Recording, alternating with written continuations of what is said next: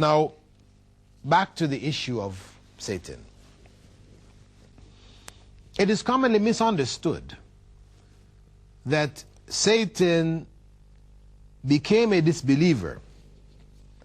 And, we find in Surah Al-Baqarah, for example, when Allah describes Satan refusing to bow, فَسَجَدُوا إِلَّا إِبْلِيسَ كَانَ مِنَ الْكَافِرِينَ, that they all prostrated, the angels all prostrated, except for Iblis, who was a disbeliever.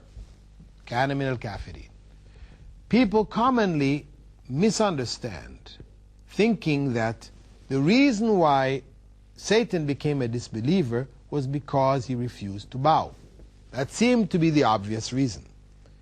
Now, the reality is that this is not the case. Satan's refusal to bow is an act of disobedience.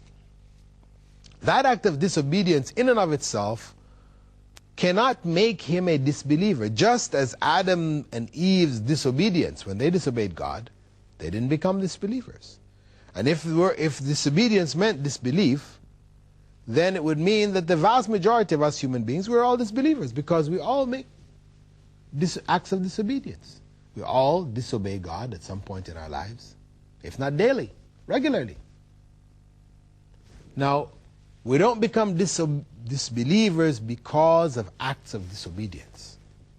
This is the basic principle in the Islamic teachings, and that's why there is repentance there, which wipes out the disobedience, the acts of evil.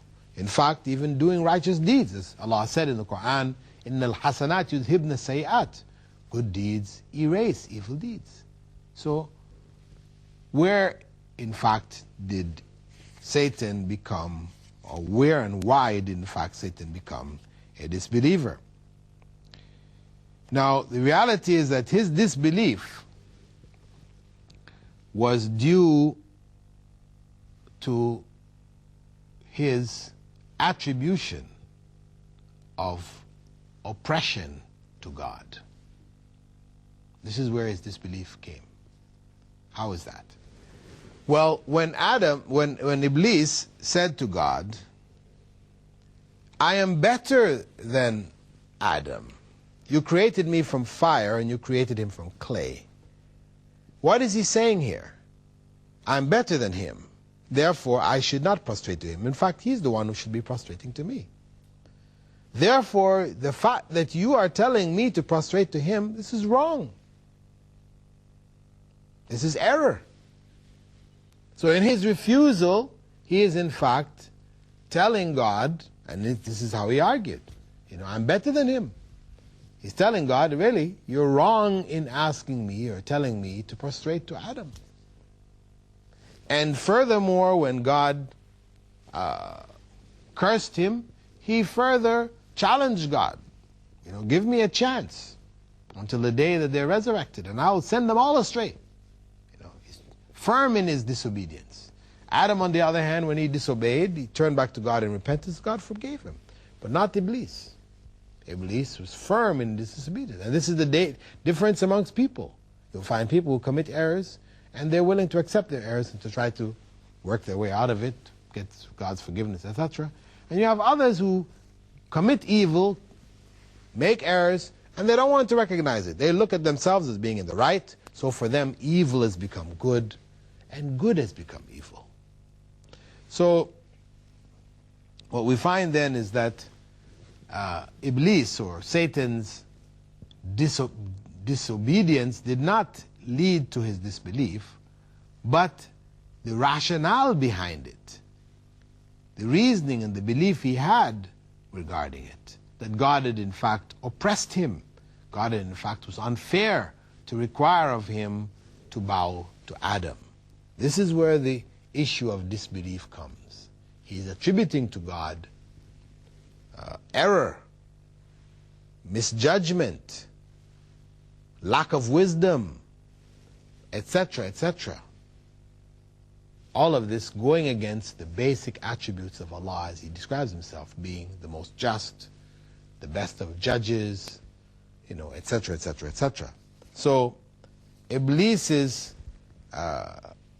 disobedience was not in fact the source of his disbelief, but his attribution of oppression and wrongness to God. This is where the act of disbelief comes.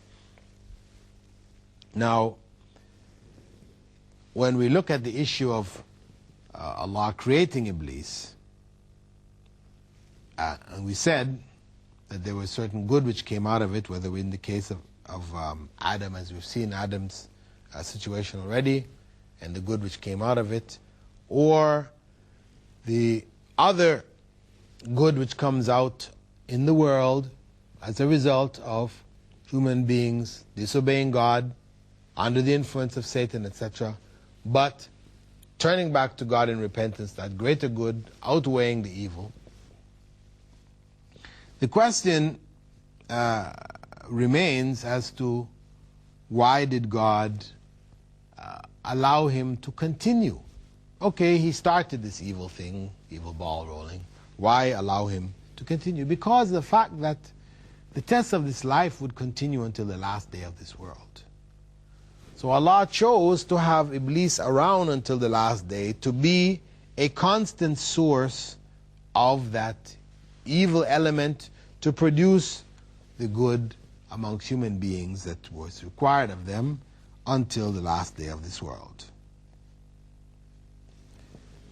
And we find in Surah Al-Isra, 17th chapter, verse 62, where Satan says, arrogantly, "See this one you have honored above me." Arrogantly, he's talking to God. "If you give me respite until the day of resurrection, I will surely seize and mislead all of his descendants, except a few." But Allah wanted that few to be guided. And that few would become guided in the struggle with those satanic forces.